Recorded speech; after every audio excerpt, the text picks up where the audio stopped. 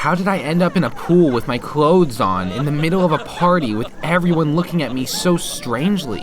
Where should I begin? I think I'll start from the beginning. Hi, I'm Simon, and I'm 17. My sister Olive and I were the same age and went to the same school. I had got lucky and quickly found friends. Olive, however, they called her the biggest weirdo in school. And to be honest, they laughed at her a lot. It was little wonder. She wore braces, liked sci-fi movies, and dressed weirdly. She was actually really nice, but what could I do? School was a jungle. Every man was for himself, and only the strongest survived. She was also such a nerd. My parents kept telling me that I should be more like her. Simon, you have a lot to learn from your sister. She sits in her room in the evenings and reads books while you're always going to parties. It was so annoying. Mom didn't understand that Olive simply didn't have any friends, and that wasn't something to be proud of. However, it also had its advantages. For example, last week, my friend Paul and I had skipped school because we'd wanted to go to a football match. We hadn't had tickets, so we hid under the dusty bleachers. So we'd come back home dirty and in torn clothes. Our parents had been furious. They had immediately been informed when I hadn't shown up at school.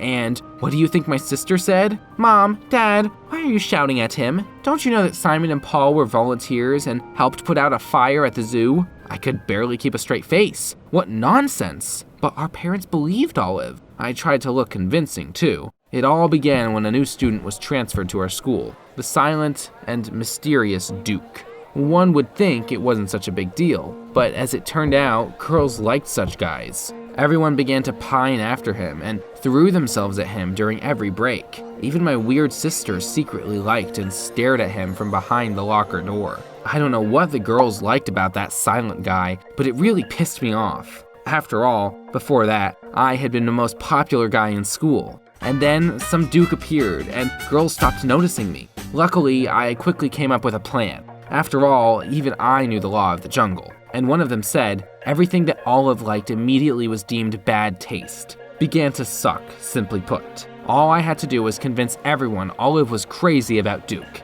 And that was really hard. After all, every time they bumped into each other, Olive only stuttered and blushed. I'll have to be smart about it. I told my sister that Duke was asking all our classmates about her because he was too shy to ask her out. And to make sure she got caught, I told Olive that Duke liked her favorite sci-fi movie, something about space and aliens. I don't know, Simon. What if he laughs at me like the others do? I knew you'd chicken out. That's right, don't go near Duke, especially since Rebecca is about to invite him to the cinema. I saw Olive's eyes light up. Everything was going according to my plan. There was only one thing left for me to do. I bet you won't dare to ask him out in front of everyone. Successfully, of course. I will win this bet. To make the bet more interesting, Olive suggested we bet on something. She picked up a flyer from a local pizzeria from the floor and said that the loser would get a job there as a pizza delivery man. I knew that I would win, so I quickly agreed. Of course, Duke didn't even know who Olive was. He probably didn't know about that stupid movie either. So when my sister came up to him and told him a ridiculous quote from that movie, he just shrugged, bewildered, and walked on. The whole school saw it and immediately started making fun of Olive. But everything worked out perfectly for me. The girls soon forgot about Duke. Ugh, that Duke. Our ugly duckling Olive likes him. How could I admire him? Still, I felt a bit ashamed of myself. I came to Olive and told her that she didn't have to work because of her loss. But she said that she accepted her defeat and wanted everything to be fair. Don't get in the way, Simon. My shift starts in 15 minutes. To be honest, I was very worried. After all, I knew that Olive would have to deliver pizzas around the neighborhood to our classmates, and they rarely needed an excuse to make fun of her. Imagine my surprise when my sister came back from work in a good mood. Over time, I started to notice that she had new things. They were very expensive things, by the way. She even gifted our parents a dinner in the fanciest restaurant in the city. Do pizza delivery girls get paid so well? No, but the tips are good. Tips for Olive from our classmates? Something wasn't adding up. I decided to find out the truth. The next day, I pretended to go to practice, but actually followed Olive. She left our house with a big bag and got on her bike. At the pizzeria, I saw my sister pull out a Chica costume from the game Five Nights at Freddy's from her bag. She delivered pizzas while wearing it. People loved that costume. and Olive herself seemed to become a different person in it. She joked easily, showed tricks to children, and did the splits, turned pizza delivering into a whole performance, and people were happy to tip her. No one guessed that Olive was the one in that costume. So I followed my sister until we got to Duke's house. Behind the open door, I saw posters and a bunch of merch from the Five Nights at Freddy's game. No wonder he looked at Olive in the costume with loving eyes. And my sister, knowing that he would not recognize her, playfully giggled and flirted. Even though earlier she could only stutter in front of him. I had seen enough and decided to go home. But my pants suddenly caught in the bike chain. I fell and cursed loudly.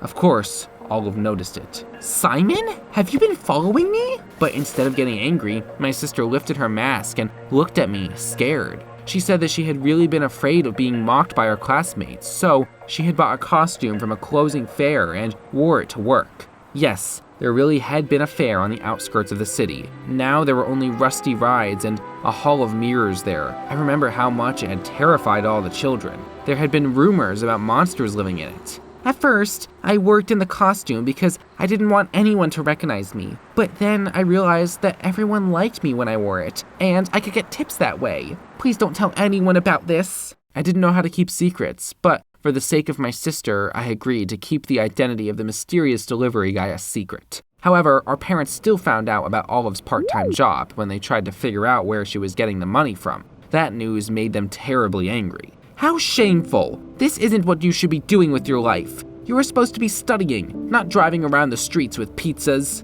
Mom and Dad demanded that Olive quit at once. She, of course, promised she would, but secretly confessed to me that she wanted to save up for a collector's edition of her favorite movie with autographs of the actors and commentary from the director. That's why she asked me to hide the costume in my room so that our parents wouldn't find out. I'll quit as soon as I have enough for the movie. Please, Simon. I remember how many times Olive had covered for me, so I couldn't tell her no, and the costume was hidden under my bed. That evening, Paul came over. I knew he wasn't the nicest dude at school, and bullied Olive a lot, but we had become friends since junior high. We were playing the console when Paul got thirsty. I paused and quickly ran to the kitchen for a soda, but when I returned, Paul was already holding my sister's costume in his hands and staring at me, dumbfounded. "So it was you who had brought us pizza yesterday and laughed so sweetly that I tipped you $20. I should have got angry that Paul had gone through my stuff, but instead, I tried to frantically come up with an answer. I could break my promise and admit it was Olive's costume,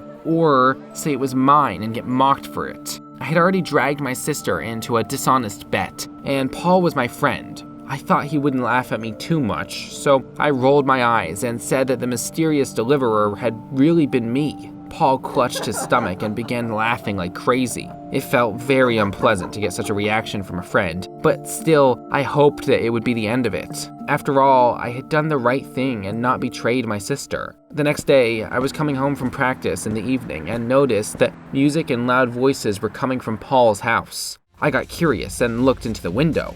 Wow, Paul had thrown a big party and invited almost the whole school to it. However, I could not understand why he hadn't told me about it. I made my way into the house and began to look for that traitor among the crowd. I heard strange talks all around me. Paul promised everyone we would see some crazy surprise when the pizza was delivered. Oh yeah, I can't wait. Oh, that wasn't good. My gut told me something bad was about to happen. And then I heard the doorbell ring. Paul opened the door and I saw Olive in the costume carrying a tower of pizzas on the doorstep.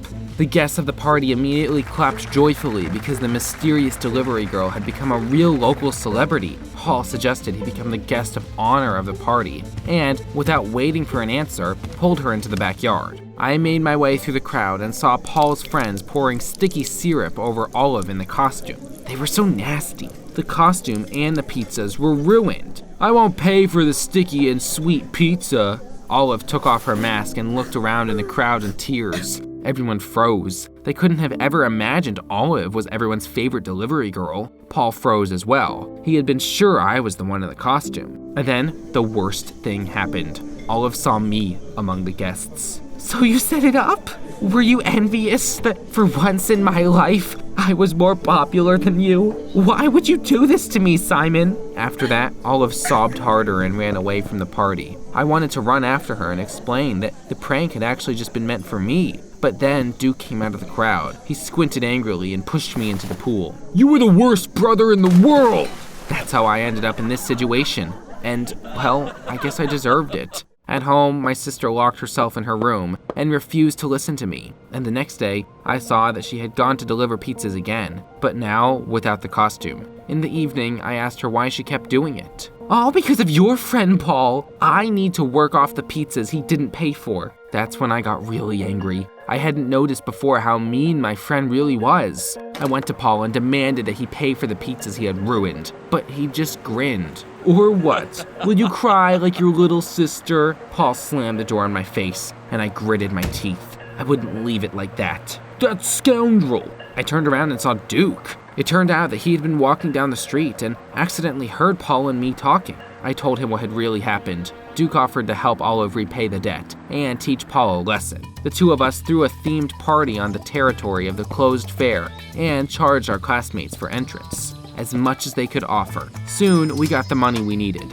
Paul showed up to the party as well and brazenly passed without paying. But Duke and I did not interfere because we had special plans for Paul. Duke had brought Olive to the party under the guise of a date. When she saw me, she had crossed her arms angrily and said that she didn't want to talk to me. But Duke managed to convince her to hear me out. I explained that everything was all a misunderstanding and that the party was just for her. And here's the money. You don't have to work off the debt anymore. But it's more than I need. Then spend the rest on the collector's edition of your favorite movie. My sister hugged me gratefully and said that she should go before she ruined the party with her presence. This is such nonsense. When you were a popular delivery girl, you thought that you earned the love of our classmates with the costume. But it was all thanks to your amazing personality. You don't need a mask to be the center of attention. But I'm still going to ask you to wear the costume again. Then Duke and I looked at each other mysteriously and also pulled on animatronic costumes. The three of us went into an old hall of mirrors we had heard so many horror stories about and froze. Our classmate had brought Paul into the hall like we had agreed and run away. Nothing terrible here. Mirrors and ugly dolls. That's when it was time for us to act. We came to life and walked towards Paul with a creepy gait. He turned pale and rushed out of the room, shouting that he was so scared and wanted his mommy. Everyone at the party laughed. We knew a thing or two about pranks too. I'm glad I helped Olive come out of her shell, and everyone found out how interesting she is. Our classmates stopped making fun of her just because she is not like everyone else. Do you think I'm a good brother? Write in the comments down below. What is your relationship with your siblings? It could really help someone.